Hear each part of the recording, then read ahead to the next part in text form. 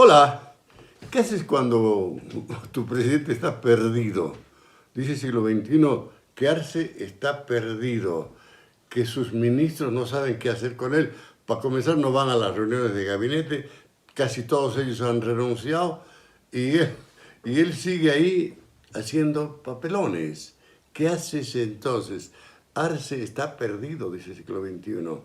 Y después menciona el hecho de que hay un éxodo de narcos, porque parece que lo de Dávila es una especie de la punta del iceberg, como dicen los españoles, ¿no? Y parece que se van a ir muchos, y hay un análisis del siglo XXI sobre cómo es en este momento la geografía, el atlas del narcotráfico en el mundo, comenzando por Siria. Después, en el tema económico, habla el siglo XXI que Bolivia está yendo muy rápidamente hacia el socialismo. Y hay hasta cortes de energía eléctrica no anunciados, como ocurre en Cuba. Entonces, la producción por ejemplo, la producción de gas es la más baja desde el 2005 y la de gasolina y de petróleo la más baja desde 1992. O sea, ¿sabes qué? Hay que elegir bien a los gobernantes, no vaya a ser que te lleven a la tumba, a vos y al país entero. Y después, siglo XXI dice que el acuerdo entre la Unión Europea y el Mercosur está lleno de dudas. No se sabe qué va a pasar con ese acuerdo. En fin, ya sabes, te tienes que suscribir a siglo XXI. Tienes que mandar el enlace a tus amigos, a tus parientes, para que se suscriban y todo eso. Nos ayuda, pero además nos mandas un mensaje por WhatsApp diciéndonos que quieres colaborar y lo dices con el mensaje en clave: ya caerán. Esa es la clave. Si no mandas esa clave, nada. Y te vamos a decir cómo puedes colaborar con el periodismo sin miedo, que es el que practica siglo XXI. A ver, entonces, desde el principio, Arce está perdido, dice.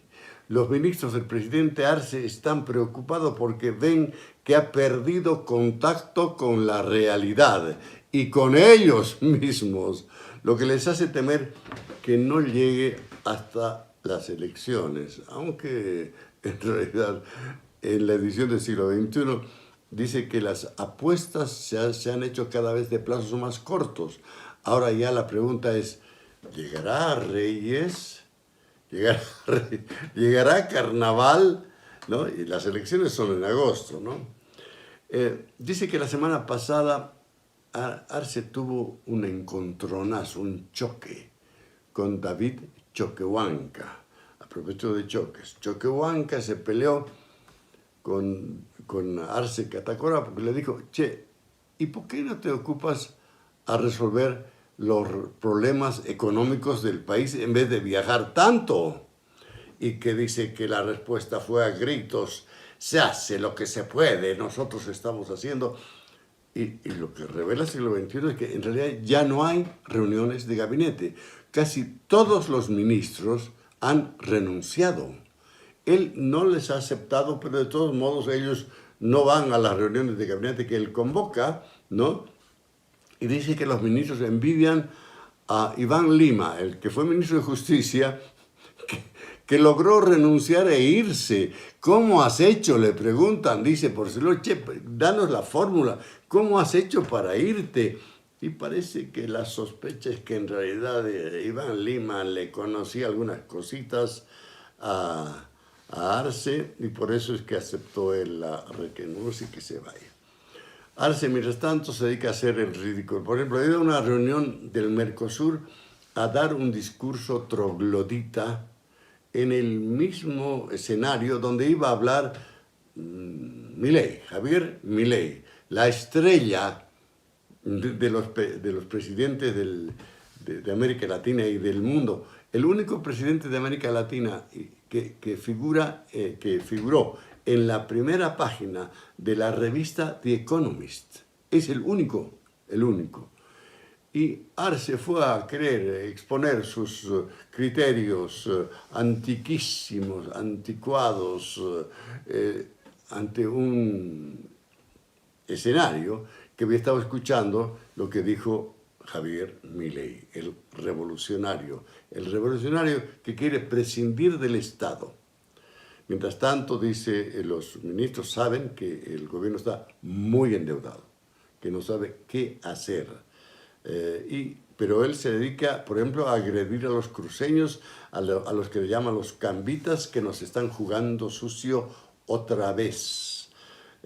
Pero toma medidas absurdas como bloquear la exportación de aceite. Y mientras tanto hay las elecciones ignoradas, esa elección de jueces masistas a las que la gente no le da. El presidente del Tribunal Electoral ha dicho que a los bolivianos no les gusta esta forma de elegir a los jueces. ¿De dónde sacó esa conclusión? Porque observó que en las dos anteriores elecciones 70% de los bolivianos votaron nulo o blanco. ¿Qué quiere decir? Entendé pues el mensaje. Quiere decir que a los bolivianos no les gusta que los jueces sean elegidos de manera así, con voto popular. Después, siglo XXI habla del éxodo de los narcos. El cocalero Morales dice que el gobierno de Arce es vendepatria porque con la extradición del coronel Maximiliano Dávila, el ex zar de las drogas, Bolivia vuelve a ser una colonia de Estados Unidos. El drama, el tono del cocalero muestra que realmente él sabe, como casi todos lo sabemos, que él es el próximo posible extraditado, el que se va a ir. Y el problema es que tiene muchísimas complicaciones.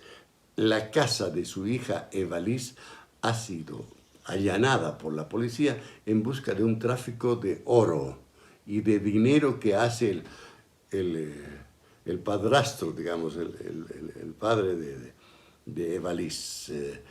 Y siglo XXI dice que revela en realidad. ¿Sabes cómo tienes que hacer para entrar al cuerpo diplomático de Bolivia, para ser embajador o cónsul, no sé qué? Tiene que ser concubina de Evo Morales. La otra opción de ir a la escuela diplomática no sirve para nada. Dice que la mamá de Evalis Morales está ahora de diplomática en el exterior, aunque de repente no califica para un cargo así, pero dice que hay varias ex concubinas de Evo Morales que están ejerciendo cargos diplomáticos con mucha diplomacia. Parece que hay un tercer grupo masista que está encabezado por Choquehuanca. Choquehuanca, que es el que le dijo a Arce, pero che, ocúpate de la economía, ¿no? En algún momento parece que David es la tercera tendencia, ¿no? Pero hay esas apuestas dramáticas. Llegará a Reyes, Arce, mientras tanto Tuto está creciendo, Tuto Quiroga está creciendo, porque se ha revelado que el FRI, el partido que había sido creado por el Motete Zamora, le va a ceder la sigla a Tuto Quiroga para que sea candidato el 25 y parece que es inminente el anuncio de su candidatura. Ahora, las narcodictaduras. Dice siglo XXI que las narcodictaduras no son exclusividad de los latinoamericanos, como se acaba de comprobar en Irán, donde se encontró que el régimen criminal de Bashar el-Assad exportaba la droga Captagon llamada coraje químico o la cocaína de los pobres. Recibía 10.000 millones de dólares al año exportando esa droga. O sea, otra narcodictadura, pero esta vez en Siria. Según el New York Times, dice Captagon es el antiguo nombre comercial de la fenitilina, un estimulante sintético creado en Alemania a principios de la década de 1960 para tratar el trastorno por déficit de atención con hiperactividad, la depresión y la narcolepsia. Pues bien, parece que Bashar el-Assad tenía una fábrica casi estatal de esta droga que le producía un ingreso de 10.000 millones de dólares al año. Respecto de la geografía de las narcodictaduras, siglo XXI da el siguiente detalle. Desde Venezuela reina el cártel de los soles, creado por Hugo Chávez en sociedad con Fidel Castro, las FARC de Colombia, por supuesto, Sendero Luminoso del Perú, Evo Morales del Chapare, los Monos de Rosario en Argentina, el primer Comando Capital y el Comando Vermelho de Brasil y el Cártel del Pacífico de Chile. O sea, hay mafias en todos estos países, comenzando Jalisco, México, hasta la Patagonia. Es el territorio, el continente de los narcotraficantes. No nos tenemos que sentir orgullosos de eso, ¿verdad? Entonces, están incursionando en la política. El éxodo de los narcos. El cocalero Morales dice que el gobierno de Arce es vendepatria porque, ya lo hemos mencionado, porque dice que ha vuelto a ser colonia de Estados Unidos. Colonia de Estados Unidos. Hacia el socialismo. A ver, ¿cómo tienes que hacer para avanzar hacia el socialismo? Tienes que generar una crisis terrible. O sea, tener una situación como la de Cuba, no, es un esfuerzo del socialismo que ha demorado ya más de 60 años.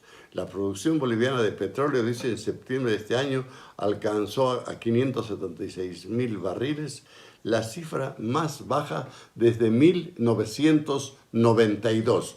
¿Obra de quién? Del proceso de cambio, del primer presidente indígena de Bolivia. La producción de petróleo más baja desde 1992.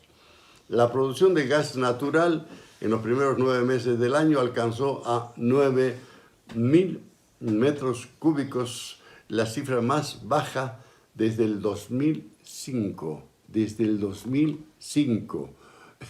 Ya están comenzando a haber cortes de luz. Cortes de luz como en La Habana, como en Cuba, igualito. O sea, estamos ya muy cerca del socialismo. Nos vamos a morir de hambre, todo eso, no es la condición, ¿no?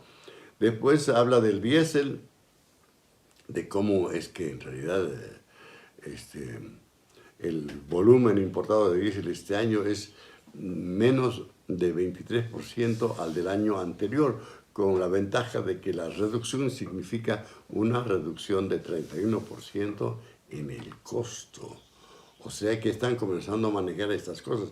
Y ya se sabe que el gobierno quiere vender las 22 toneladas de oro que le quedan en el Banco Central, que significarían unos 2.000 millones de dólares, que le servirían a su vez esos 2.000 millones de dólares para cubrir los últimos 10 meses de importación de combustibles, nada más. Y ya no tiene nada más que hacer. Por eso es que el presidente está totalmente aislado, según dice siglo XXI. Y habla de la deuda. ¿Sabes qué? El gobierno más se enorgullece de anunciar que la Argentina y Brasil van a pagar un alquiler por usar nuestros ductos que ahora ya no sirven para nada, que antes servían para exportar, ¿no? Y nos van a pagar, ¿sabes cuánto? La enorme suma de 10 millones de dólares al mes. O sea, por favor, es una ridícula suma en comparación con los 1.200 millones de dólares que el gobierno de Arce está consiguiendo como crédito, dando como garantía ese contrato de alquiler de los ductos bolivianos. Es una vergüenza. Y viene el año electoral, en fin, las reformas. No va a ir al Fondo Monetario Internacional porque significa que el Fondo Monetario ya le va a decir, los ajustes los tienes que hacer. Ajuste estructural, se llamó en 1985. Tienes que reducir el gasto, ñato. Tienes que reducir el gasto. Tienes que despedir. Cuando llegó el MAS al gobierno habían 200.000 empleados públicos, ahora hay 560.000. ¿Qué vas a hacer con tantos ñoquis, como dicen en la Argentina? ¿Qué vas a hacer? Entonces, se habla de la alternativa militar. ¿Qué va a pasar? los militares van a recuperar el aliento, alguien les va a soplar a alguna parte para que respiren otra vez, ¿no? En fin. Y por último, siglo XXI habla acerca del acuerdo entre la Unión Europea y el Mercosur. Dice que está bajo muchas dudas.